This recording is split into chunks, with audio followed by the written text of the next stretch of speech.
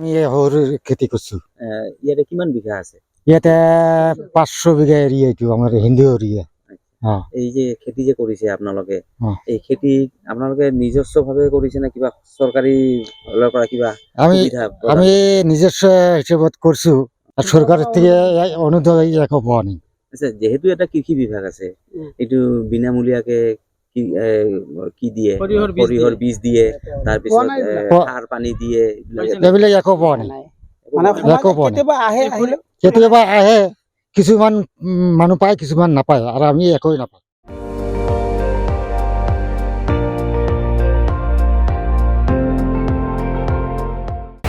আপুনি চাই আছে ND24, সৰ্বশ্ৰেষ্ঠ নহয় সৰ্বোত্তমৰ দৌৰ।